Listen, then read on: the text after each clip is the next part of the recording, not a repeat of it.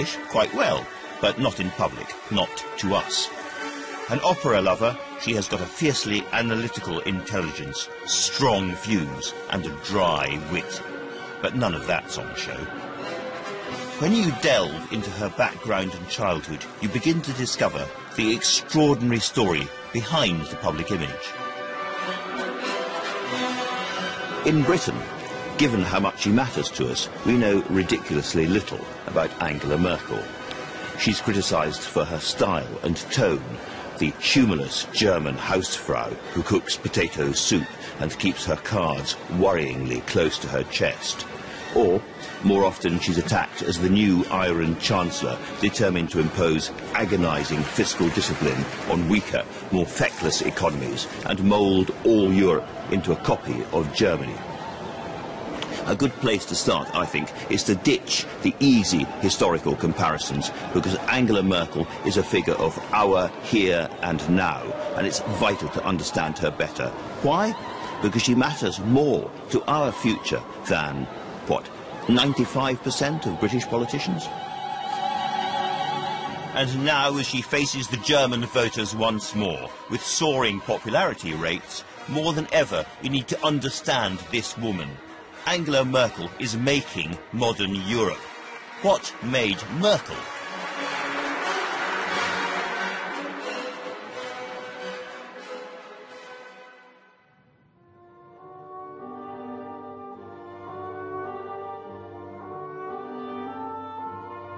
Angela Merkel is unlike any previous leader of Germany. In fact, she's different to pretty much any leading German politician. Not simply because she's a woman, it's because she grew up in former East Germany, one of the most paranoid states at the heart of the communist Eastern Bloc. Merkel was born Angela Kasner in Hamburg in West Germany. Her father, Horst, was a Lutheran pastor and her mother was a teacher. But in 1954, when Angela was just a few weeks old, her father uprooted his family from the West and moved them to East Germany. He brought them to Templin, a small town about 50 miles north of Berlin, to run a parish and train young priests in a seminary. Templin was mainly an agricultural area. Back then there were several construction companies and a lot of farms. There was also a place called Waldhof, where disabled children lived. The Waldhof was an estate on the outskirts of Templin, where Horst Kasner ran his seminary and a centre for the mentally disabled. It was in these surroundings, away from other families and children, that Angela Merkel lived until she was 18. An unusual home that may have helped forge a sense of differentness, of being an outsider. As a politician, Merkel has never been overbearing when it comes to her religious views. But it's clear that her father's position as a Lutheran pastor had a deep influence on her, creating a powerful moral compass. Merkel went to the local schools in Templin. Well, time hasn't stood still, and that shows in this building. The ideas and images of that time and the futures we all imagined for ourselves back then come back all of a sudden. You can still precisely picture the rows of chairs right here, which haven't been here for a long time. She was very quiet, a rather plain and mousy girl, but very nice and friendly and extraordinarily intelligent. Merkel's maths teacher remembers the young Angela being one of his most gifted pupils. I don't recall an example where she ever gave up. Surely there were moments when she didn't get to a goal, but when it got difficult and she had a task in front of her which asked too much, she tried to calculate it in reverse.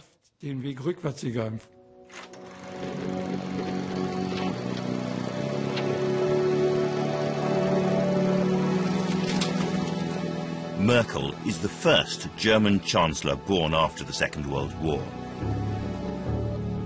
Her childhood was shaped by the fear and paranoia of the Cold War. In 1945, Germany had been divided into two states, controlled separately by the Allies and the Soviet Union. The former capital, Berlin, was split into two zones, but people could still cross the city freely. The wall has gone up right across the divided city. It has transformed what were busy crossing points into silent and deserted cul-de-sacs. And then, on the 13th of August 1961, in the middle of the night, troops in East Germany put up fences all along the border, dividing Berlin. Within days, they began replacing the barbed wire with concrete blocks, and the Berlin Wall looked like a permanent structure.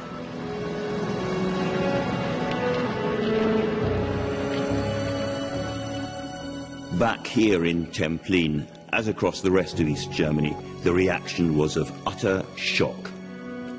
Angela Merkel later described the day the wall went up as her first political memory. Her father, the pastor, preached a sermon here in Templin, and she said afterwards everybody was in tears. The German people were divided, and those caught on the eastern side were locked in. Meanwhile, Berlin had become the front line of the battle between capitalism and communism. John F. Kennedy had come to town.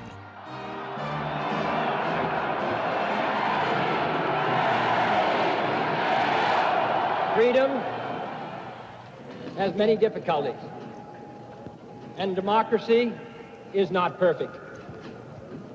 But we have never had to put a wall up to keep our people in, to prevent them from leaving us. All free men, wherever they may live, are citizens of Berlin. And therefore, as a free man, I take pride in the words, Ich bin ein Berliner.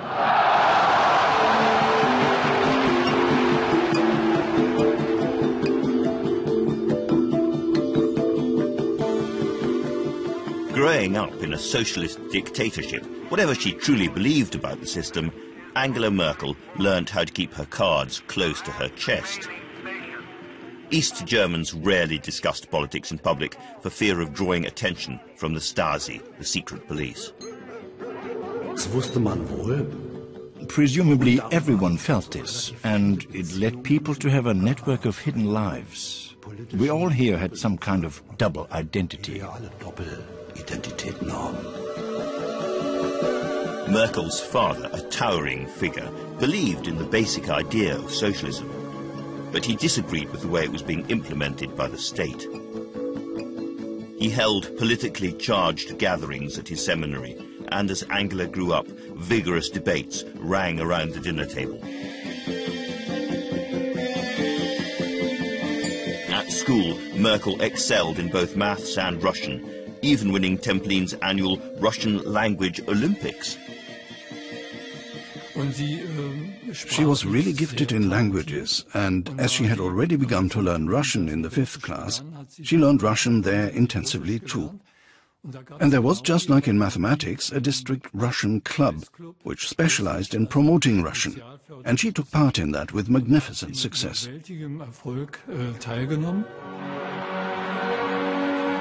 Children of the clergy were routinely discriminated against in East Germany, and so Angela's parents encouraged her to join the communist youth organization, the Free German Youth. This rare photograph shows Merkel after she won a silver Lessing medal given for excellent school results and also outstanding socialist engagement.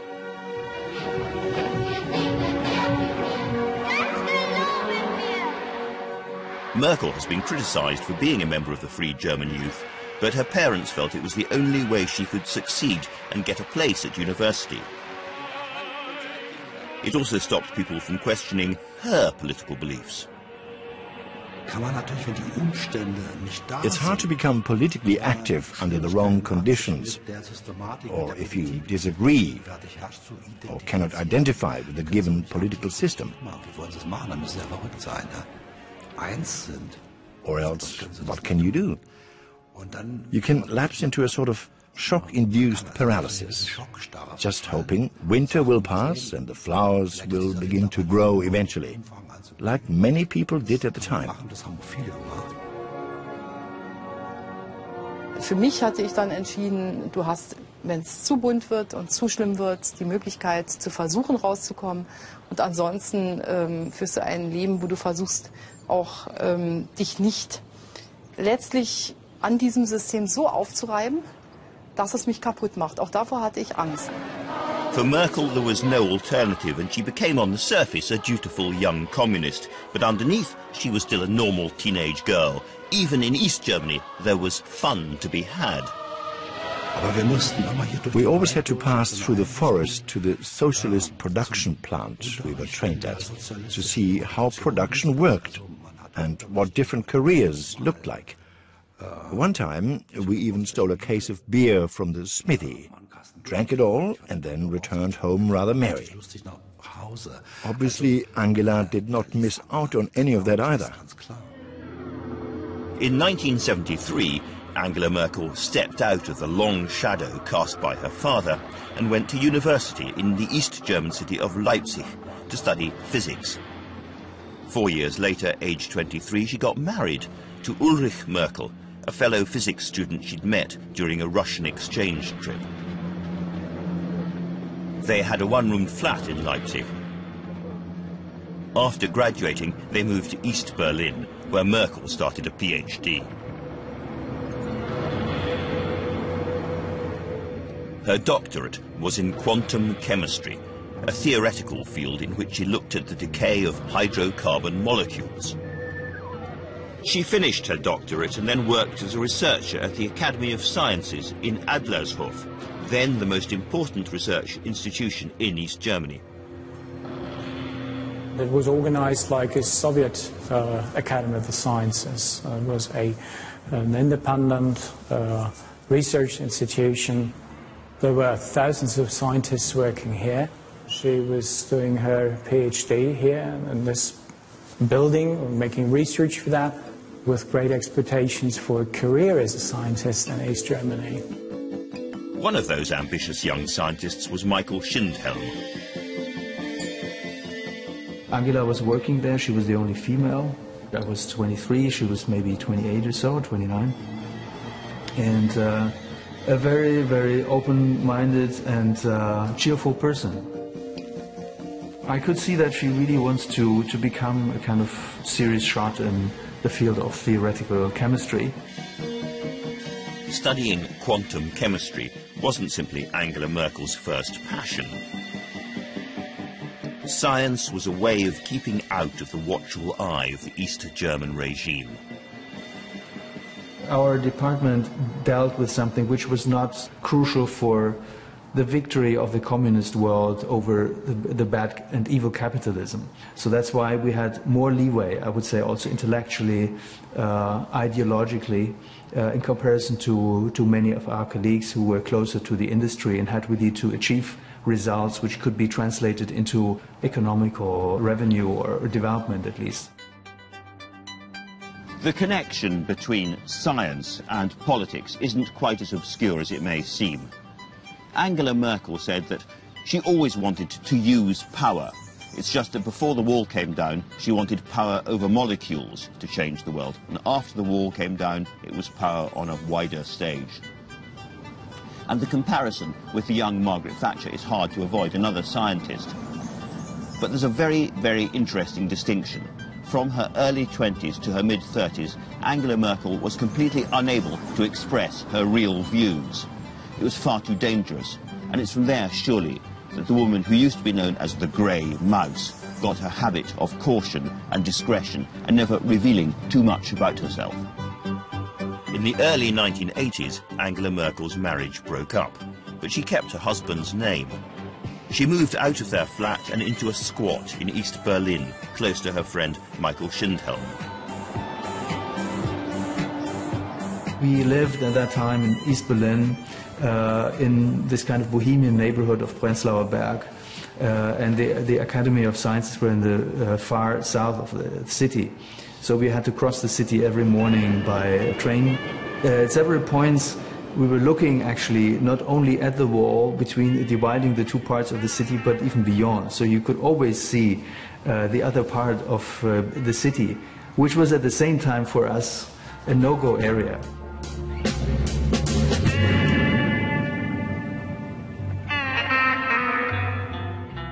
Our mind was sort of shaped by this kind of absurd of a social situation, being trapped, being locked in, trying to find channels to look out also.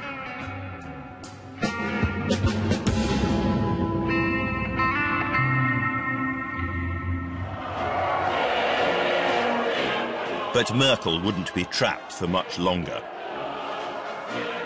Across the Eastern Bloc, things were starting to change. Mr. Gorbachev has moved rapidly through the Soviet hierarchy, but never more rapidly than today. In March 1985, Mikhail Gorbachev became leader of the Soviet Union and began his program of perestroika, a radical restructuring of his country's economy. Some 30 world leaders were in Moscow, all wanted a mini-summit with Mr. Gorbachev. The news of Gorbachev's reforms gripped East Germany. Merkel and her friends sensed that their moment was rapidly approaching.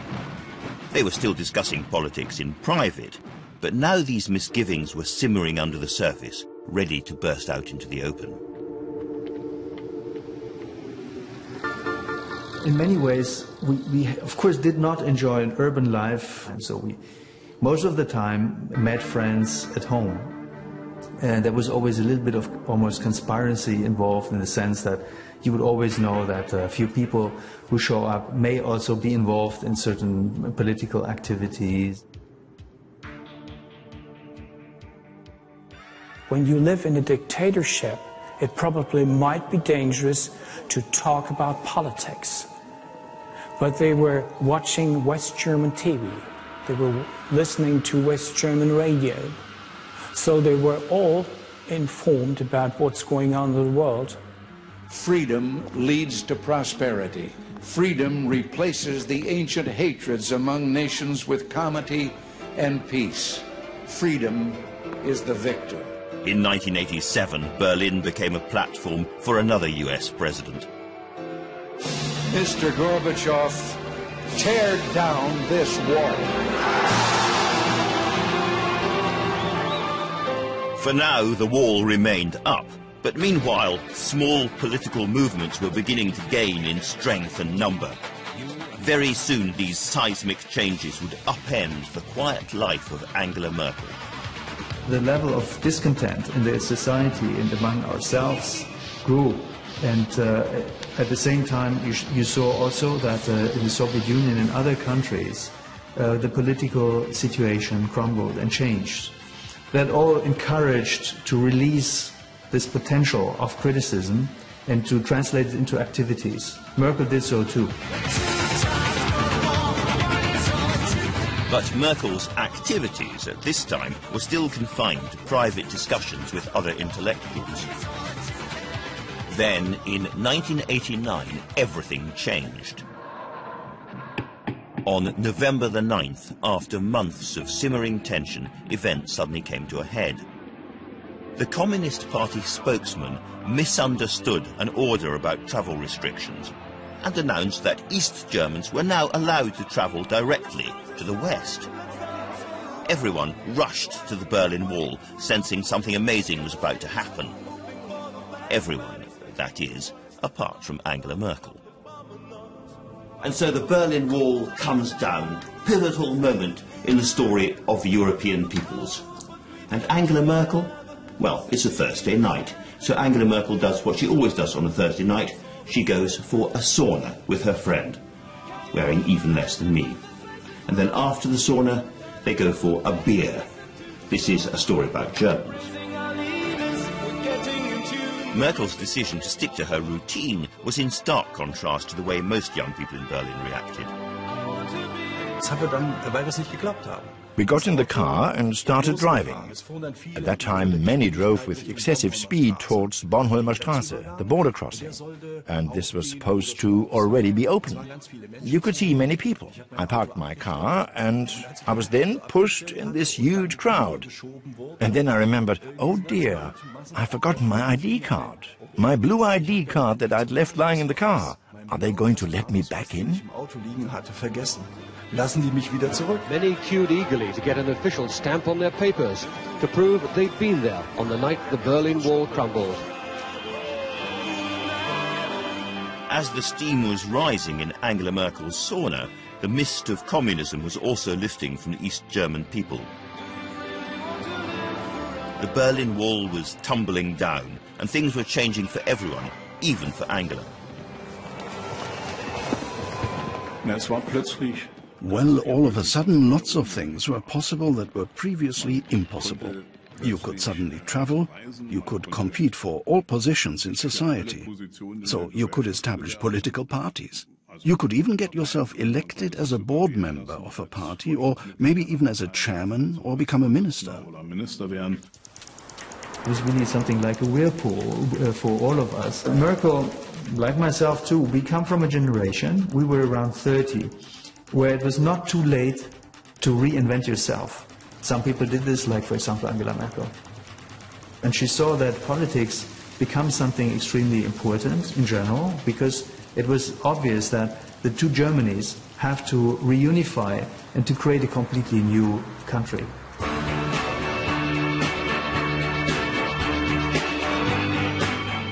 Merkel wanted to join a political party. She chose Democratic Awakening, a group of centre-right activists.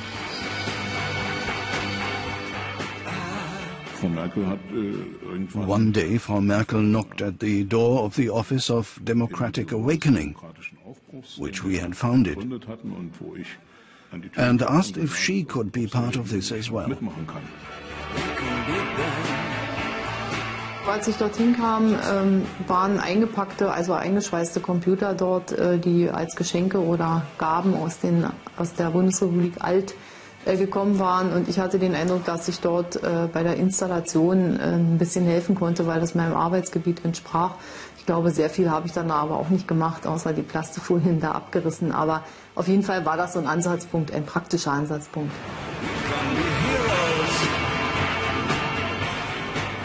The period immediately after the fall of the Berlin Wall produced a maelstrom in German politics. Cafe conversations became street protests. Movements became political parties. Individuals tried to take control of their country for the first time. Angela Merkel is 35. She has always been a loyal member of East German society. In films like this, people like me pretend that we understand every aspect of the story. But I have to say to you, this is one of the most obscure and mysterious parts of the Angela Merkel story. What was going on in her head in that remarkably short period of time when she went from being an obscure East German citizen to being a leading German politician? We really don't know. But whatever she was thinking, it wasn't long before Merkel became a spokesperson for Democratic Awakening. Soon the fledgling activists found themselves merging with more established political parties, campaigning for a reunited Germany. Lothar de Maizière was a lawyer and a former professional viola player who now led this centre-right coalition for the East German elections in 1990. He took on Matthias Gehler as his spokesman, but he needed another voice to help deliver his message to the voters. And Merkel happened to be the right person in the right place at the right time. He asked me, why don't we take someone from our own ranks? And I was asked, who could that be? But I couldn't think of anyone. We were discussing the matter together with Lothar de Maizière, and his advisor remembered that we had a meal with the woman from Democratic Awakening. De Maizière made Angela Merkel his deputy spokeswoman for the newly named Alliance for Germany. She then became engaged in campaigning, which was a new experience to all of us. many of us struck quite a few hard blows without realizing that we still had to be able to sit down for coalition talks afterwards. She played a very moderating and balanced role in that phase, always trying to appease all parties. I was her boss, and up to this point, Frau Merkel had always acted very much in the background. And you had to tell her from time to time, Angela, you'll have to speak at the podium too. And then she did. Ja, meine Damen und Herren, heute gab es eine Ministerratssitzung mit der wohl maximalen Tagesordnung, die es je gab. Es waren über 30 Punkte. Und ich werde mich bemühen, in aller Kürze, aber auch in der gebotenen Ausführlichkeit, Sie zu informieren. Angela Merkel stood out from the rest. She seemed very different to the traditional slick and polished image of a politician. She didn't seem to care about her outward appearance at all. She was a typical GDR scientist in that respect, wearing a baggy skirt and Jesus sandals and a cropped haircut. I remember coming back from our first trip and remarking to my female office manager, couldn't you go out shopping for clothes with her?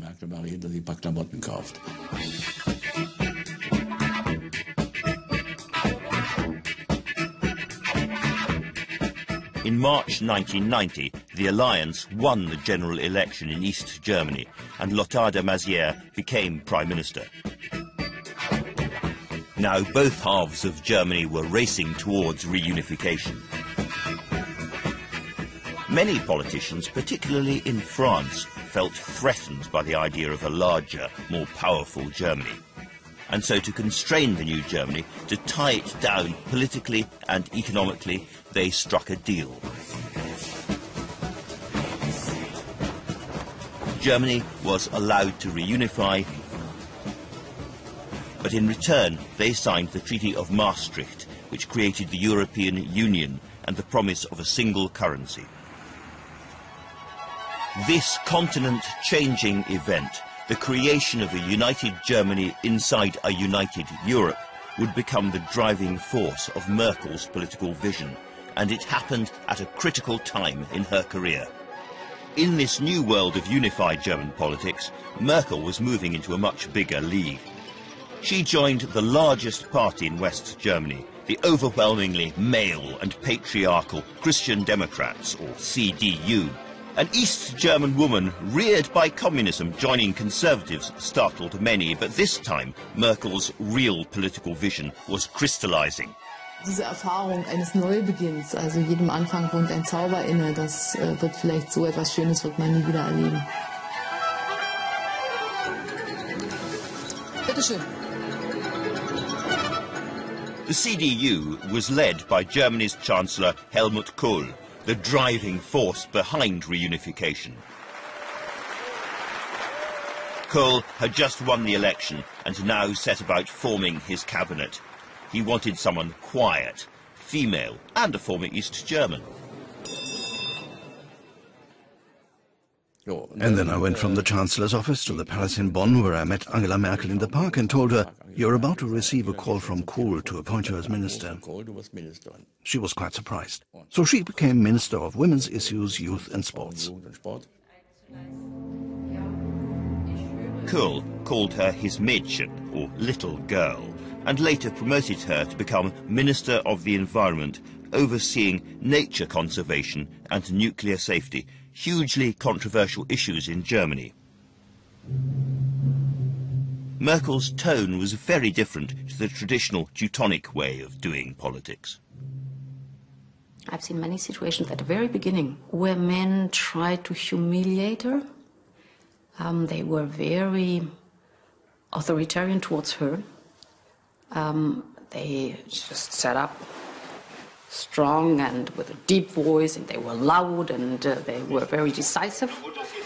And I realized that she let them have their way, but she was very soft, answering in a low voice.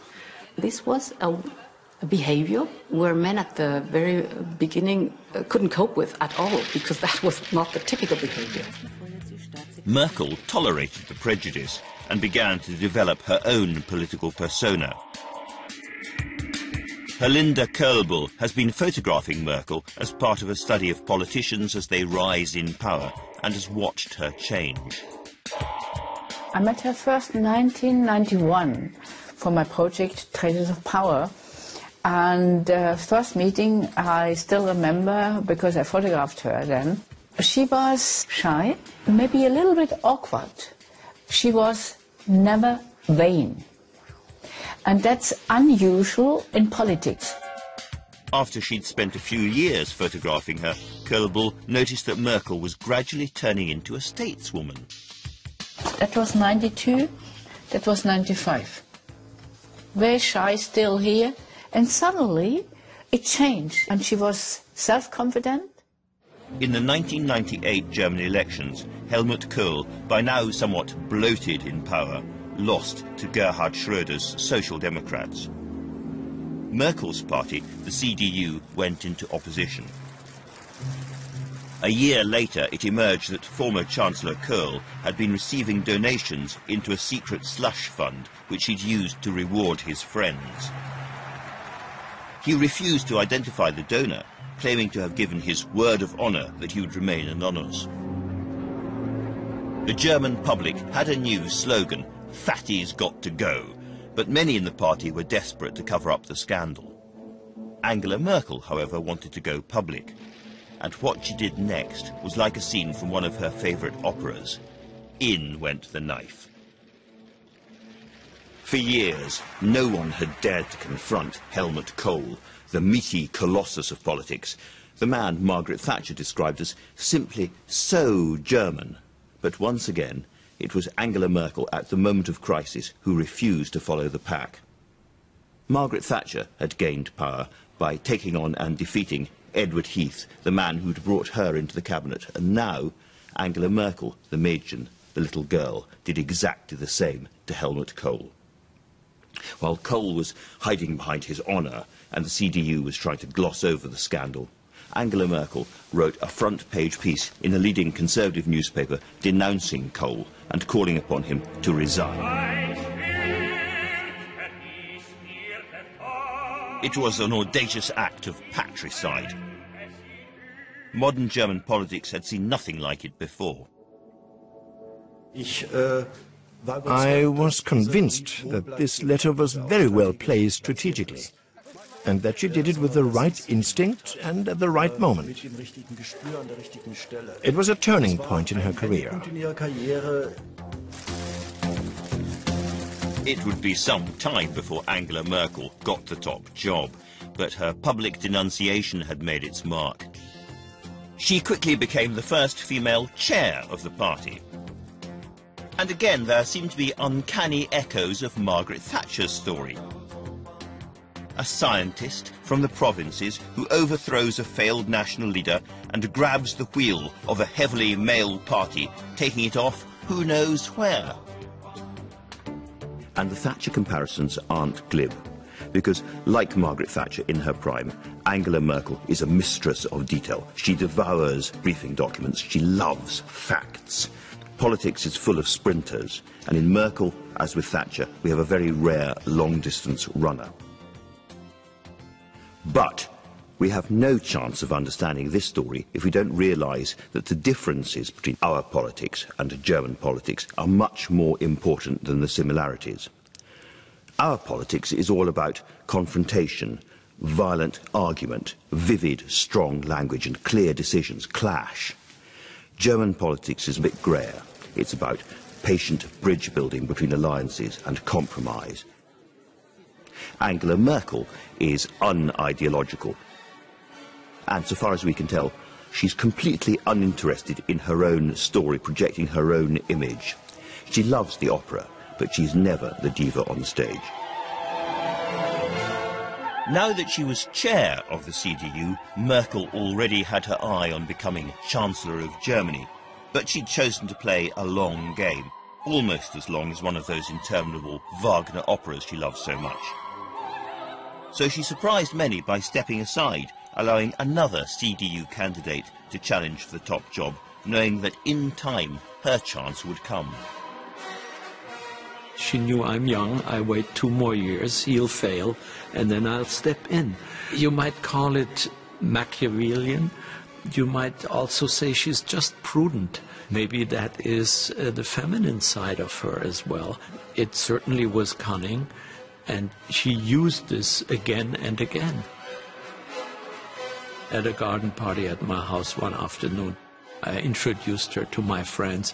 May I introduce you to the first women chancellor Germany will know? She was not happy about this remark. It was as if I was calling her game. But Angela Merkel's game paid off. The CDU lost to Gerhard Schröder again in the 2002 election. And shortly afterwards, Merkel took over as leader of the Conservative opposition.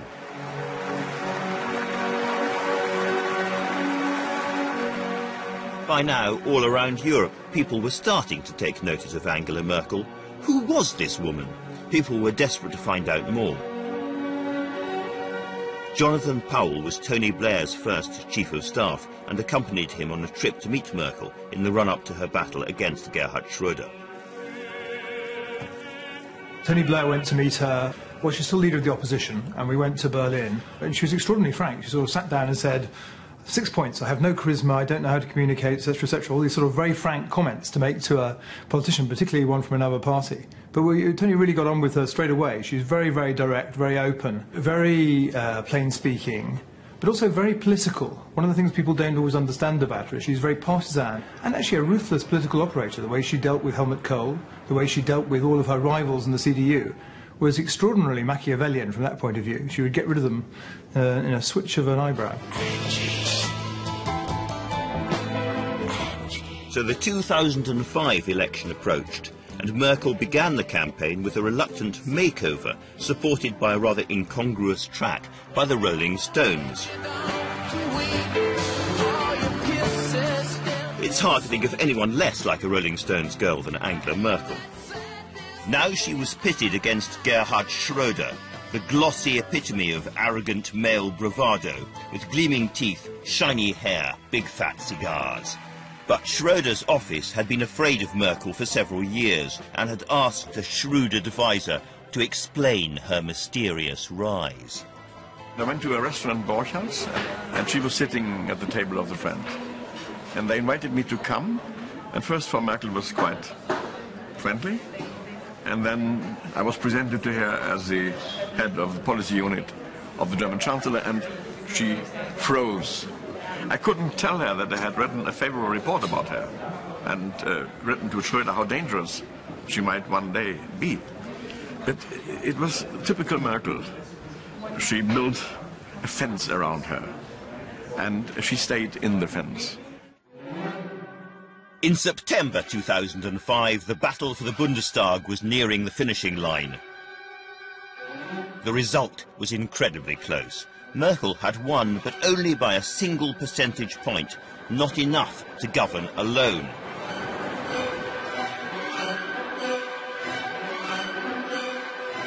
The next stage was a live TV debate to decide which parties would form the coalition government and who would be the leader. And Schröder went on the attack. Verglichen mit dem, was in dieser Republik geschrieben und gesendet worden ist, gibt es einen eindeutigen Verlierer. Und das ist nun wirklich Frau Merkel. Und das sollten auch Sie mal zur Kenntnis nehmen. And Schröder, some people said he was drunk. He was blown up. He was really full of testosterone. And he was, you will never become chancellor. And so on. He was talking to her. And she was saying there, he was saying nothing. Angela Merkel simply didn't rise to Gerhard Schröder's aggression. That night she showed that politics could have a different tone. You didn't have to be a flaming ideologue hectoring your opponent. She sat back and let Schröder implode on his own. A week after the 2005 vote, the CDU and Social Democrats agreed to form a grand coalition, where the two parties would be working together. And Angela Merkel became Chancellor of Germany. In her first address to the nation, she reminded the German people where she'd come from. For me, she says, when the wall came down, it gave me enormous opportunities. I want to repay my country and give everybody a fresh start. Angela Merkel, the girl who'd grown up in a divided post-war Germany, the young scientist who'd experienced the fall of the Berlin Wall and the collapse of communism, and the fledgling politician who'd worked towards reunification, was now the most powerful woman in the world, leading Germany through the expansion of a united Europe. We never had a queen in our German monarchy throughout the centuries, so it was really a major revolution when all of a sudden she became a chancellor.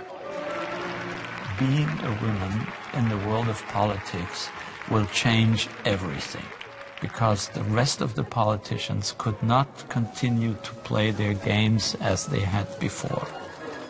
Germany's new chancellor was offering a different style of leadership, and Germans had to adjust to a very different hand of authority. She's somebody who's very much taken back. She's not pompous at all. She's very quiet, and I think that's what people like about her. She has a high standing in Germany because she's one of us.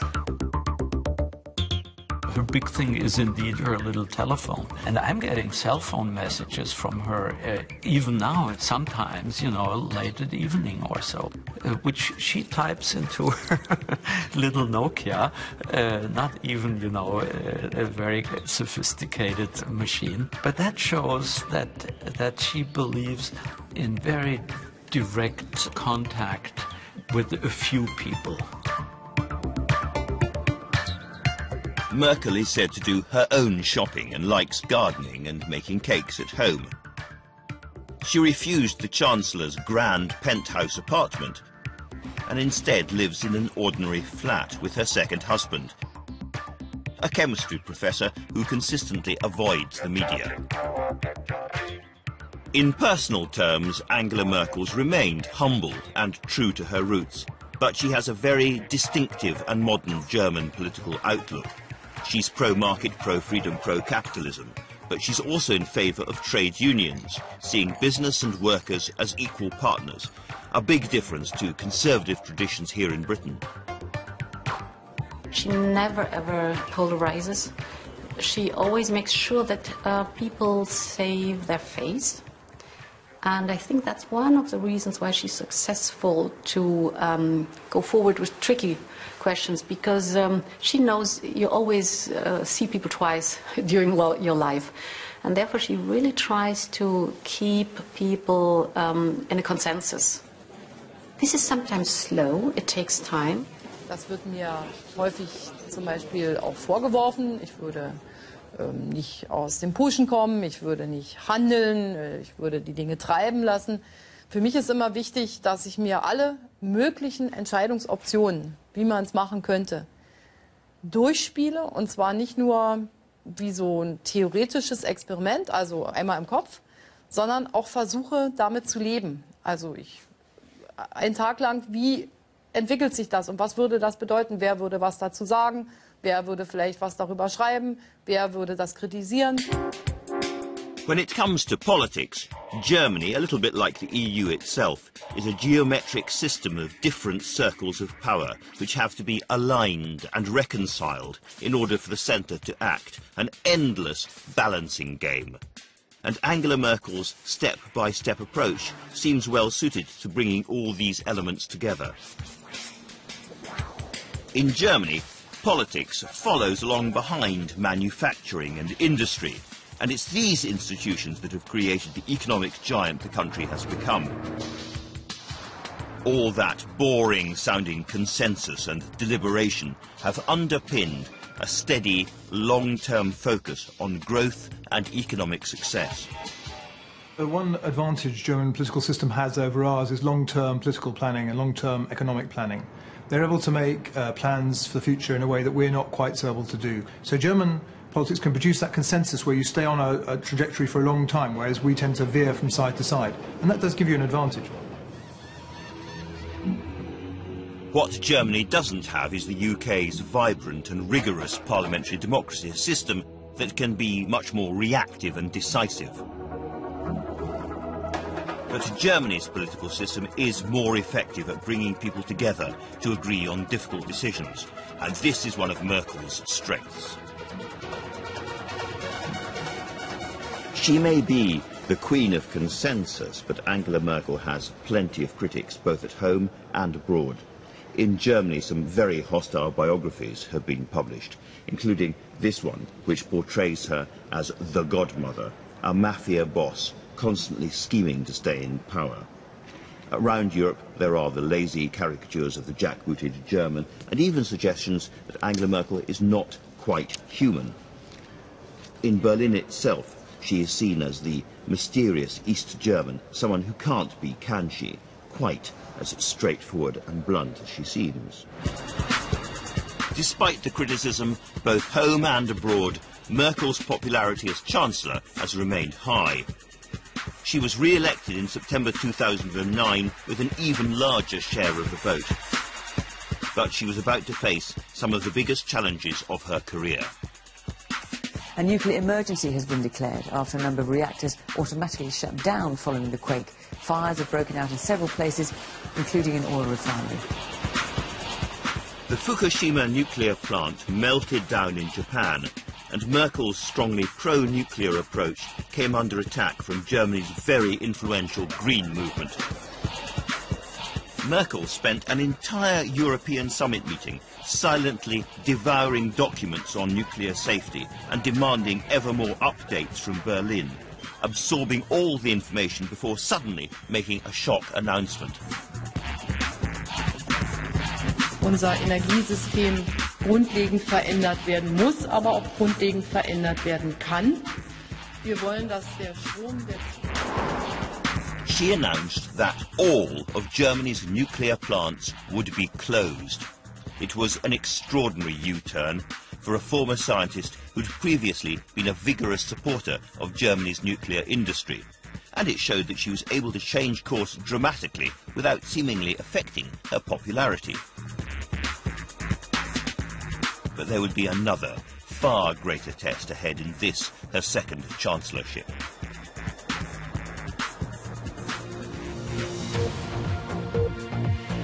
The Greeks are warned that they could drown in debt unless drastic spending cuts are agreed. The Eurozone financial crisis has been the most dramatic challenge for post-war Europe. It all started when Greece revealed an enormous public deficit, but it soon emerged that other countries were in similar dire straits. And who had the money? Germany had the money. Mrs. Merkel has set out some pretty clear red lines in the last 2 or 3 years, but then she's shown a willingness to cross them when necessary. Some people argue that she's been a prisoner of German public opinion all the way through the Euro crisis. I don't think that's quite right. I actually think she believes what she says about deficit reduction and structural reform being the answer. Und dass die Wirtschaft der Politik und den Menschen zu dienen hat und nicht umgekehrt. The whole of Europe was waiting to see if Germany would bail out the struggling members of the Eurozone. But Angela Merkel seemed to be dithering. Why? I see in the Euro crisis Mrs. Merkel's two fathers, if you like, battling it out. One is her real father, the East German Protestant clergyman who taught her that economics was really a moral crusade, that you shouldn't get into debt, and if you do, you've got to get out of it. That's been on one side a very strong view. On the other side, her political father, Helmut Kohl, who believed above all that there could never be a unified Germany at peace with itself unless there was a unified Europe. And so the commitment to Europe is absolute. And at various points in the Euro crisis, those two political fathers have been fighting it out. To start with, it seems as though her first father, the Lutheran pastor, had won and that other Eurozone countries would just have to get themselves out of debt. But what about European unity? Caution and hesitation have always been hallmarks of the Merkel machine. Many were exasperated now about how slowly the German tortoise was moving. And the tortoise never wins the race, right? You cannot deal a euro crisis by being very authoritarian. You only can manage such a crisis if you take a lot of people along the way. Angela Merkel always knew where she wanted to end up, but she took time to find a way where everybody could go along with. Merkel knew that if Germany was to sanction a Greek bailout, she had to sell the rescue plan to her own hard-working, tax-paying people. She had to move German public opinion in gradual steps. She could not move them to paying for the Greeks, to paying for the Spaniards, to paying for the Portuguese in one go. She had to take them to the edge of a cliff each time, show them what the choice was if they didn't agree to do the subsidies, and then persuade them. So I think she actually played it extremely cleverly.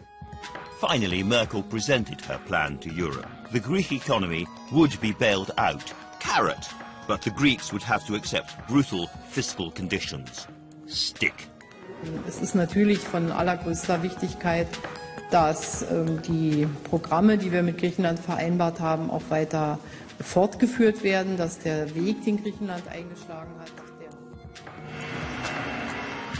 The same would follow for other struggling Eurozone economies. Merkel had suddenly been thrown into the position of becoming Europe's de facto leader. Reluctantly, taking a role she'd never asked for and didn't expect. Imposing austerity measures, massive cuts in public sector salaries, jobs, extending the age of retirement. Did the Berlin Wall fall for this? In Athens, the austerity plans sparked strikes and riots, and Merkel became a figure of hate. Some people accused Germany of trying to take over Europe. Haftung und Kontrolle zusammengehören müssen. Das heißt, wer ist sozusagen für mich und damit für den Steuerzahler in Deutschland? And probably nothing has done more damage to Angela Merkel's reputation than this image of her sitting smugly in Berlin at the favourite table of her favourite restaurant, which is, by the way, a Greek restaurant, imposing mass unemployment and terrifying austerity on the weaker economies of southern Europe. But several things have to be said on the other side. First of all, given Germans' historic terror of inflation and their recent economic success, an economy that's been well run and strong, virtually any German leader would have had to say more or less what Angela Merkel has said. Second, she has always maintained that the collapse of the euro would be followed by the collapse of the entire European project, something which terrifies Germans and many others in Europe. If the euro fails, Europe fails. The blunt warning from the German Chancellor. Der Euro ist der Garant eines einigen Europas. Oder anders gesagt, scheitert der Euro, scheitert Europa. Und weil ein Europa No one should doubt Angela Merkel's total commitment to maintain the European Union. The fall of the Berlin Wall meant freedom, and for her was a European victory. And so she accords today's European project very special significance. To Angela Merkel, unlike to many British people, Europe means freedom. On the future of the EU, at least, she does not compromise. Well, I think there's been a lot of misplaced criticism in Britain about Merkel's approach to the euro crisis. I think she was very clear from the start. She sent very clear signals. She talked about if the euro collapses, the European Union collapses. She was absolutely clear she was drawing a line and not going to allow the euro to collapse, and she had the advantage of political consensus in the country. Today, the euro is still in crisis, but frankly, it hasn't yet failed. She may be working within strict limitations, but Angela Merkel is determined to support the EU, and she's shown that she can be flexible. Like Tony Blair before him, David Cameron has found Merkel to be friendly and reasonable in his private conversations, which are conducted in English. Now Europe is plunging into a new phase. Britain wants renegotiation of the EU treaty, the framework that binds the countries together. Earlier this year, David Cameron proposed an in-out referendum on the UK's future inside the EU, and to win he needs a German deal. Fortunately for the British Prime Minister, Angela Merkel's response was in many ways extraordinary. A Kerl or a Schroeder would have angrily brushed him aside, But Merkel played an entirely different hand. She extended him a personal invitation to come and stay at her official guest residence outside Berlin. It's become a warm relationship. Downing Street refused to reveal the details of what they discussed, but said that the two leaders had agreed to work together to make the EU more competitive and flexible. Angela Merkel has mattered much more to us and to the full European story than perhaps we have realised. Is she going to remain as crucial in the future? Well, probably. The results from the imminent German elections can't be guaranteed, but if Merkel is successful, as many predict, she will have another chance to secure her legacy. At the very beginning, there was a lot of mistrust that a woman really can't be standing up for being a chancellor. The good part is that today, young girls in Germany, for example, if you ask them, do you want to be chancellor one day? They might answer, why not? Because they have this good example. I think she is a unified German. It's only a few who are this. They're not at home in the West, and they're no longer at home in the East. And she helped to bring the country together, to show that Eastern Germans could do something, that they are very good in internationally. She is enjoying power now, which was a category that probably 10, 15 years ago didn't even exist for her. And now, in a sense, she is power incarnate. And in all the decisions, one has the feeling that the conservation of power might be more important than the righteousness of the decision herself.